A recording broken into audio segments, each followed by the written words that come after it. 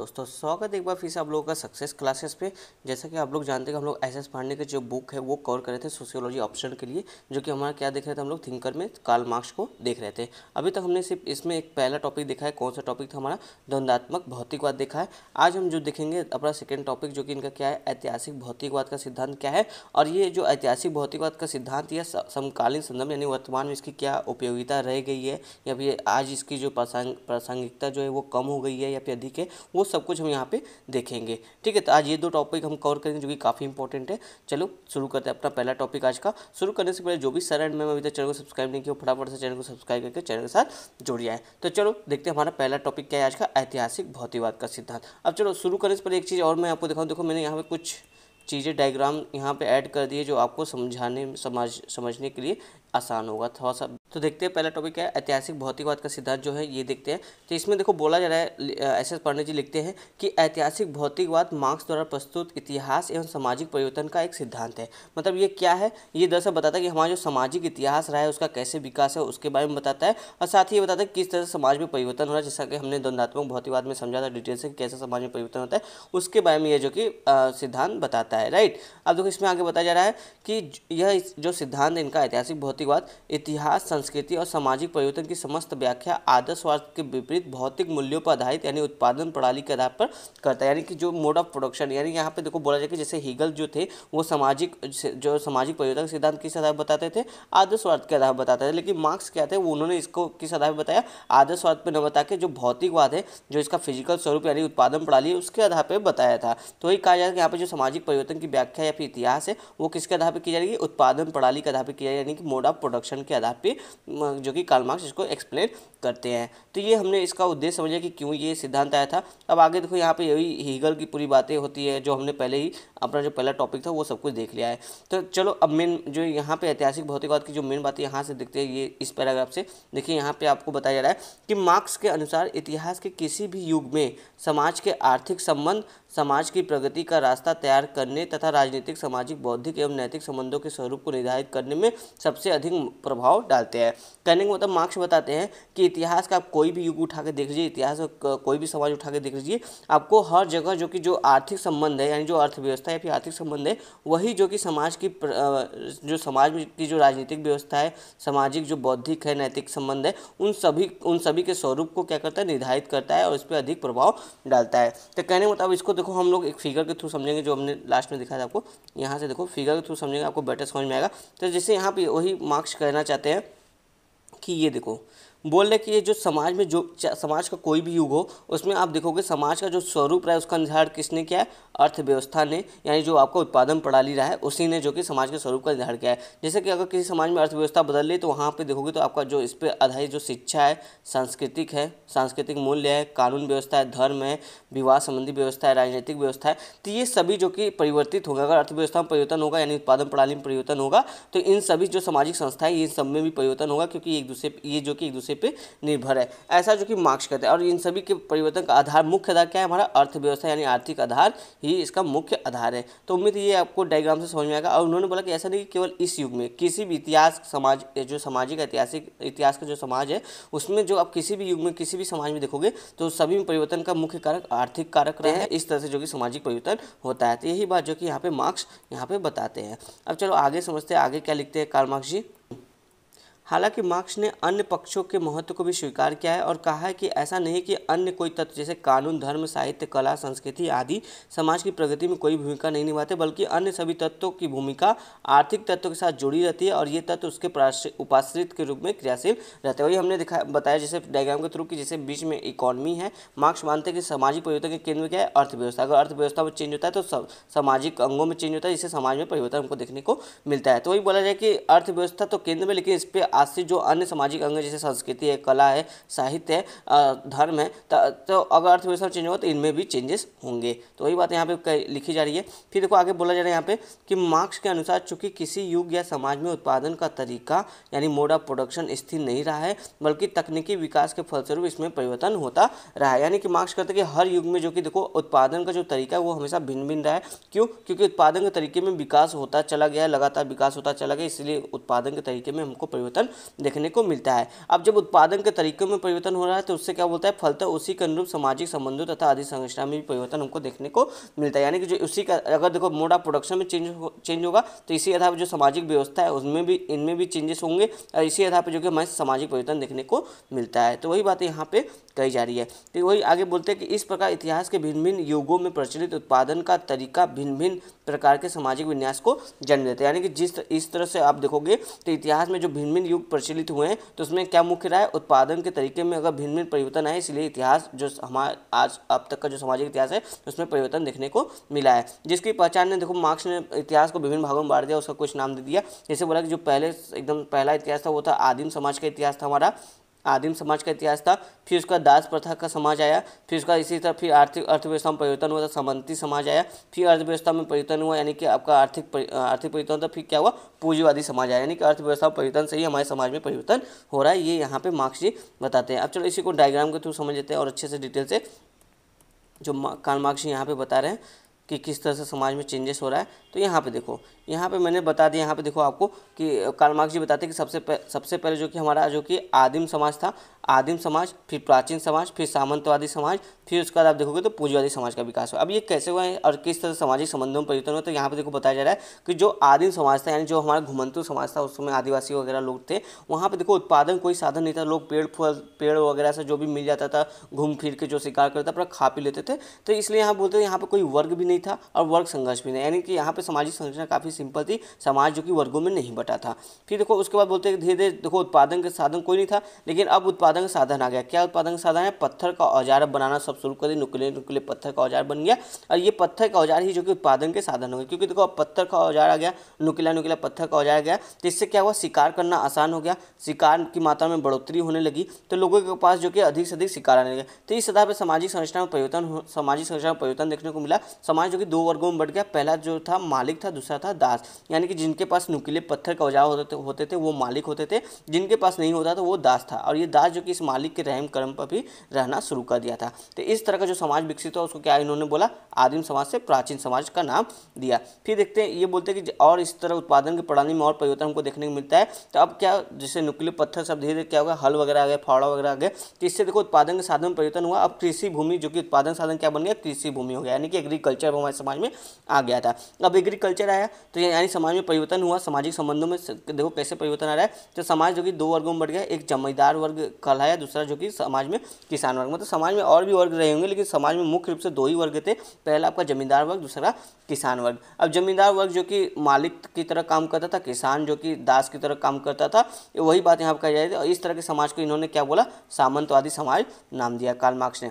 फिर Karl Marx जी बोलते कि तकनीकी विकास के कारण उत्पादन साधन में और परिवर्तन हुआ। उत्पादन के साधन, अब बड़ी बड़ी मशीनें आ गई, जैसे देखो अब फावड़ा हल की जगह पर ट्रैक्टर वगैरह आ गया, ठीक है, बहुत सारी और नई टेक्नोलॉजी आ गई, बिल्डिंग इंडस्ट्री का उदय होने लगा, ठीक है। जब हमारा जो कि देखोगे जो उत्पादन है वो अत्यधिक, मतलब जितनी हमको ज़रूरत थी उससे ज़्यादा होने लगा, उत्पादन में वृद्धि होने लगी, उत्पादन सरप्लस होने लगा, तो अब मशीनों का निर्माण हो गया, बड़ी बड़ी मशीनें आ गई, तो इससे काम और तेज हो गया, अधिक से अधिक और उत्पादन होने लगा। तो इससे देखो समाज में मुख्य रूप से दो वर्ग आ गए, पूंजीपति वर्ग और सर्वहारा वर्ग। सर्वहारा वर्ग कहने मतलब यहाँ पे जो मजदूर है उसी को क्या बोला जा रहा है, सर्वहारा वर्ग।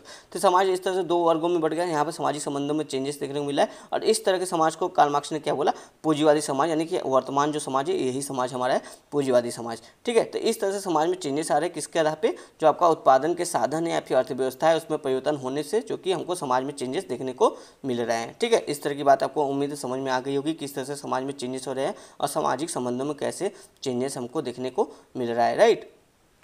अब देखो यहाँ पे आगे, यहाँ पे देखो बताते हैं क्या हो गया, ये वाला पैराग्राफ हो गया था। तो वही यहाँ पे देखो मैंने डायग्राम के थ्रू आपको बता दिया ये चीज़ कि जैसे यहाँ पे देखो आदिम समाज पहले है, फिर दास युग आया, फिर सामंतवादी समाज है, फिर पूंजीवादी समाज। मार्क्स बोलते हैं इसके बाद जो समाज होगा वो कौन सा होगा, साम्यवादी समाज होगा, जहाँ पे कैसा समाज होगा, जहाँ पे कोई वर्ग संरचना नहीं होगी और जहाँ पे कोई भी शोषण वगैरह नहीं होगा, ठीक है। तो ये बातें यहाँ तक हमने समझ में आ गई। अब आगे देखो वही चीज़ मार्क्स और एक्सप्लेन करते हैं। मार्क्स का मानना है कि उत्पादन की शक्ति के विकास के साथ जब जीवन निर्वाह उत्पादन से अतिरिक्त उत्पादन आरंभ हुआ तो दास युग का आरंभ हुआ। यानी कि बता रहे कि वही जैसे मैंने आपको बताया डिटेल से कि कैसे कैसे जो कि एक समाज से दूसरे दूसरा समझ आया। तो वही ये बता रहे हैं कि जब देखो जो हमारा उत्पादन था वो जीवन निर्वाह से अधिक हो गया, तो अतिरिक्त उत्पादन होने लगा, यानी सरप्लस उत्पादन हो गया, तो इससे दास युग का आरंभ हो गया। उसी के अनुरूप समाज के अन्य पक्ष भी निर्मित हो गए, यानी समाज में जो आपका सामाजिक संबंध था, राजनीतिक व्यवस्था था, धर्म था, उसमें भी परिवर्तन देखने को मिला। पुनः उत्पादन शक्तियों के विकास ने जो कि कृषि अर्थव्यवस्था को संभव बनाया, फलतः सामंती समाज का आविर्भाव हुआ। यानी कि कृषि जब देखो उत्पादन के साधन में परिवर्तन आया तो क्या हुआ, अब कृषि अर्थव्यवस्था को जो कि संभव हो गया, जिससे इस तरह के समाज को क्या बोला गया, सामंती समाज बोला गया। फिर उसके बाद बोला जाए कि और उसी के अनुरूप समाज के राजनीतिक, शैक्षिक आदि सभी पक्षों में भी परिवर्तन हमको देखने को मिला।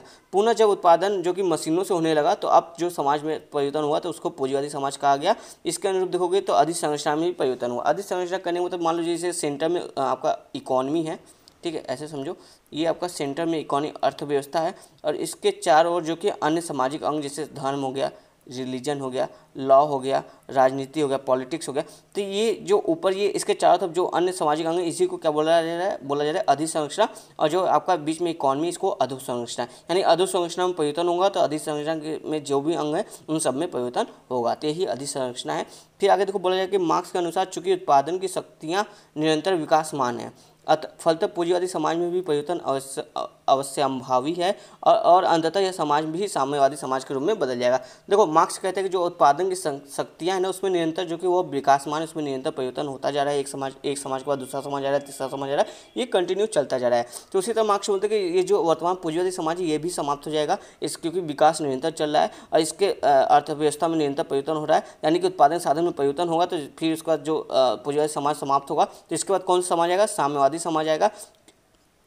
फिर देखो ये आगे लिखते हैं, जहां उत्पादन की शक्तियों में उत्पादन के संबंधों में सामंजस्य होगा, यानी अंतर विरोध का अभाव होगा, और इतिहास की यही अंतिम अवस्था होगी। यानी कि जो हमारा सामाजिक इतिहास है उसका अंतिम अवस्था क्या होगा, साम्यवादी समाज को, जो कि कार्ल मार्क्स ने माना है। और यहाँ बताया कि यहाँ पे विरोध नहीं होगा, यानी दो वर्ग नहीं हो, जैसे हर समाज में दो वर्ग हमको देखने को मिला, जिनके बीच में जो कि संघर्ष वगैरह हमेशा होता रहता है, फिर विरोध होता है जिसमें जो कि तनाव वगैरह देखने को मिलता है। लेकिन बोले जो साम्यवादी समाज अगला समाज आएगा, इसमें संघर्ष नहीं होगा, विरोध नहीं होगा। क्यों? क्योंकि ये समाज जो कि वर्ग विहीन समाज हमारा होगा। तो ये पूरा इनका जो कि कार्ल मार्क्स का ऐतिहासिक भौतिकवाद का सिद्धांत यही पूर्ण रूप से रहा है। अब देखो इसकी आलोचना भी की जाती है, तो कुछ आलोचना है वो भी देख लेते हैं कि क्या क्या आलोचना की गई है। तो पहला पॉइंट में बोला जा रहा है कि मार्क्स ने अपने ऐतिहासिक भौतिकवाद के सिद्धांत में अर्थव्यवस्था को प्रमुख एकल प्रेरक तत्व माना है।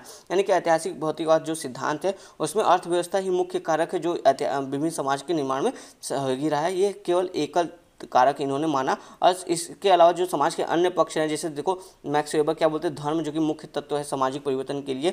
डेनियल बेल जो कि एजुकेशन को मानते हैं, शिक्षा को मानते हैं कि वो बहुत मुख्य तत्व है जो समाज में परिवर्तन लाता है। उसी तरह गुन्नार मिडल जो देखो राज्य जो है उसको देखो मुख्य तत्व मानते हैं कि समाज में परिवर्तन लाता है। यानी कि जो आपका धर्म, शिक्षा, राज्य, ये जो इंपॉर्टेंट फैक्टर है समाज में परिवर्तन लाने के लिए, इनकी जो कि मैक्स वेबर उपेक्षा करते हैं। तो इसी बात पर इनकी आलोचना की जाती है। नेक्स्ट आलोचना देखो उसी तरह उसी बात को लेकर अल्थ्यूजर जी जो है वो भी कहते हैं कि मार्क्स ने समाज को एक संरचना के रूप में देखा जहां सामाजिक संरचना के सभी पक्ष एक दूसरे से जुड़े हुए होते हैं। अल्थ्यूजर का मानना है कि समाज को संरचना के रूप में देखने के बावजूद मार्क्स द्वारा अर्थव्यवस्था के आधार के रूप में स्वीकार करना अवैज्ञानिक है, क्योंकि संरचना के सभी तत्व न केवल एक दूसरे से जुड़े होते हैं बल्कि एक दूसरे को प्रभावित भी करते हैं। जैसे यहाँ पे अल्थ्यूजर जी बोलते हैं कि जो मार्क्स ने मान लिया कि अर्थव्यवस्था जो आर्थिक प्रणाली है या अर्थव्यवस्था वो जो कि कोर है सामाजिक परिवर्तन का, तो उन्होंने बोला कि ऐसा नहीं है कि जो सामाजिक अंग जितने भी वो सभी एक दूसरे से जुड़े, फिर चाहे वो अर्थव्यवस्था धर्म हो, अर्थव्यवस्था राजनीतिक हो या धर्म राजनीति हो, ये सभी एक दूसरे से जुड़े हुए हैं। तो इसका मतलब ये आप नहीं कह सकते कि कोई एक सामाजिक अंग जो कि कोर है और इसमें परिवर्तन होने से सभी सामाजिक अंग में परिवर्तन होना, ऐसा नहीं है। यहाँ पे बोला जा रहा है कि अल्थ्यूजर जी कहते हैं कि कोई एक व्यवस्था को आप कोर नहीं मान सकते। तो इसी बात में ये अल्थ्यूजर जी इनकी आलोचना करते हैं। फिर देखो नेक्स्ट आलोचना बोला था कि मार्क्स ने मनुष्य को सिर्फ आर्थिक प्राणी के रूप में देखा है जो मनुष्य के सृजनशील प्रवृत्ति के विपरीत है और सही नहीं है। इस आधार पर इनकी जो कि आलोचना की जाती है, जो कि काफ़ी सही आलोचना की जाती है। फिर नेक्स्ट पॉइंट बोला जाता है, देखो मार्क्स ने साम्यवादी अवस्था को ऐतिहासिक विकास की प्रक्रिया की अंतिम अवस्था बताया और भविष्यवाणी की कि इस अवस्था में उत्पादन के साधनों पर सामूहिक स्वामित्व स्थापित हो जाएगा। परंतु रूस, चीन और अन्य साम्यवादी देशों के अब तक के व्यवहारिक अनुभव मार्क्स की इस भविष्यवाणी को गलत साबित करते हैं। जी हाँ, बिल्कुल। अभी देखो जैसे देखो रूस देखो कि चीन देखो, ये भी साम्यवादी, चूंकि ये जब देश अस्तित्व में आए थे तो इन्होंने साम्यवादी विचारधारा को अपनाया था, ये मार्क्स की थ्योरी से जो कि काफ़ी प्रभावित हो गए। लेकिन अभी देखो रूस और जो चीन है ये कैपिटलिज्म यानी पूंजीवाद समाज की ओर अग्रसर है। ये इनके देश में जो कि पूंजीवाद समाज के स्ट्रक्चर हमको देखने को मिलता है। तो वही बोला जाए कि जो मार्क्स ने कल्पना की थी कि जो आपके साम्यवादी देश होंगे वहाँ पर वर्ग नहीं होगा, वर्ग संघर्ष नहीं होगा, तो ऐसा नहीं है, जो कि रूस चीन में ये सब चीज़ें हमको देखने को मिल रहा है। इसी मार्क्स की इस भविष्यवाणी को जो कि गलत साबित करता है। इसी आधार पर फ्रांसीसी फुकुयामा यानी के जो फ्रांस के हैं फुकुयामा, उन्होंने एक पुस्तक लिखी द एंड ऑफ हिस्ट्री, काफ़ी इंपॉर्टेंट, इसको नोट कीजिएगा। द एंड ऑफ हिस्ट्री में उन्होंने बताया कि जो समाज का अंतिम स्वरूप होगा वो क्या होगा, उदारवादी पूंजीवादी व्यवस्था होगा, ना कि साम्यवादी समाज। ठीक है, तो इस तरह से इनकी आलोचना किए थे। फिर नेक्स्ट इनकी आलोचना में देखो बोला है कि उत्तर आधुनिक विचारक फ्रेडरिक जेम्सन, ठीक है, इनका कहना है कि मार्क्स ने अपने ऐतिहासिक भौतिकवाद के सिद्धांत में संस्कृति को अर्थव्यवस्था पर आधारित माना है, जबकि आधुनिक पूंजीवाद में संस्कृति अर्थव्यवस्था का प्रमुख अंग बन चुकी है, जिसकी व्याख्या मार्क्स के विचारों से नहीं होती। देखो मार्क्स ने अपने जो सामाजिक परिवर्तन का आधार सिद्धांत है उसमें क्या बोला कि अर्थव्यवस्था कोर है, इसके चारों तरफ जो कि सभी सामाजिक अंग है, उसमें संस्कृति भी एक है जो कि अर्थव्यवस्था पर निर्भर है। लेकिन वर्तमान समय क्या है, वैश्वीकरण का समय है, ग्लोबलाइजेशन का समय है, तो यहाँ पर देखो कल्चर के आदान प्रदान से भी जो कि अर्थव्यवस्था प्रभावित हो रही है, यानी कि अर्थव्यवस्था से कल्चर प्रभावित हो रहा है, ये बात तो सही है, लेकिन सिर्फ ये एक बात है। ठीक है, इसका दूसरा पहलू है कि जो आपका कल्चर है वो जो कि अर्थव्यवस्था को भी प्रभावित कर रहा है, तो यानी ये दूसरा पहलू जो कि इन्होंने उसकी उपेक्षा कर दी, उसको ध्यान नहीं दिया, यही बात यहाँ पे फ्रेडरिक जेम्सन जी बताते हैं। ठीक है, तो इस आधार पर यहाँ इसकी आलोचना होती है। फिर देखो कंक्लूजन की बात की जाती है। कंक्लूजन पर आते तो कहा जाता है निश्चित तौर पर उपरोक्त आलोचना या विचार मार्क्स के विचारों में निहित कुछ कमियों को उजागर करते हैं, बावजूद इसके यह विश्लेषण कई मायनों में महत्वपूर्ण है। जैसे मार्क्स ने अपनी रचना में समाज को उसकी पूर्णता या एक व्यवस्था के रूप में देखा है, जिसमें समाज के अन्य पक्ष परस्पर एक दूसरे से संबंधित है। जी हाँ, समाज के सभी अंग जो कि एक दूसरे से परस्पर संबंधित है, ये बात तो बिल्कुल सही आज हमको देखने को मिलती है। इस वजह से बोला जाए कि ये जो सिद्धांत उनका महत्वपूर्ण है, जिससे किसी एक का अध्ययन उनके बीच के अंतर संबंधों के आधार पर ही करने की प्रेरणा मिलती है। मार्क्स ने पहली बार हीगल के विपरीत यह स्थापित किया कि सामाजिक संबंधों के स्वरूपों को मानव मन की प्रगति के संदर्भ में नहीं समझा जा सकता, बल्कि उनकी जड़ें समाज की भौतिक परिस्थितियों में ढूंढनी चाहिए। देखो मार्क्स ये थे जो हीगल का आदर्शवाद जो सिद्धांत था, जो सामाजिक परिवर्तन के सिद्धांत को विचारों में द्वंद्व को सिद्धांत को अस्वीकार करते हुए बताया कि दरअसल जो समाज का आधार है वो क्या है, भौतिक परिस्थिति है, उसी आधार पर समाज की परिवर्तन वगैरह देखने को हमको मिलती है। यानी समाज की जड़ कहाँ पे, भौतिक परिस्थितियों में निहित है। ये जो कि काफ़ी एक तरह से देखो कि एक एंगल से देखो तो काफ़ी सही प्रतीत होता है। फिर देखो कहा जा रहा है यहाँ पे मार्क्स ने अपने इस सिद्धांत में समाज में विद्यमान भौतिक तत्वों की महत्ता को समझने की एक विशिष्ट दृष्टिकोण प्रदान किया है, जो आज भी प्रचलित है और कई विद्वानों जैसे अल्थुजर, हैबरमास, कोहेन, जेमिसन संशोधित करके इसको प्रस्तुत कर रहे हैं। यानी कि इसमें कुछ न कुछ संशोधन करके थोड़े बहुत जो आज के समाजशास्त्री हैं इस सिद्धांत का प्रयोग कर रहे हैं। निष्कर्षतः यह कहा जा सकता है कि मार्क्स का ऐतिहासिक भौतिकवाद एक पक्षी ही सही समाज को देखने का एक दृष्टिकोण प्रदान करता है, जिसे संशोधित कर या जिसमें अन्य दृष्टिकोणों को समाहित कर समाज के बारे में एक बेहतर समझ बनाई जा सकती है। तो यहाँ पे आपका समाप्त होता है ऐतिहासिक भौतिकवाद। अब देखो काफ़ी इंपॉर्टेंट टॉपिक जो इसका मतलब एक तरह से करो जो ऐतिहासिक भौतिकवाद का समकालीन संदर्भ या फिर जो कार्ल मार्क्स के विचार है उसका समकालीन संदर्भ में क्या उपयोगिता, किस तरह से उपयोगिता है या किस तरह से आज उपयोगी नहीं है, इस पर काफ़ी क्वेश्चन बनता है मेंस में, यूपीएससी मेंस में। तो इस वाले टॉपिक को भी हम यहाँ पे आज देखते हैं और ख़त्म करते हैं। ठीक है, तो चलो इसी में नेक्स्ट टॉपिक में इसको ख़त्म करेंगे क्योंकि वीडियो लंबा हो जाएगा, तो इसको कल हम लोग देख लेंगे। ठीक है, धन्यवाद दोस्तों।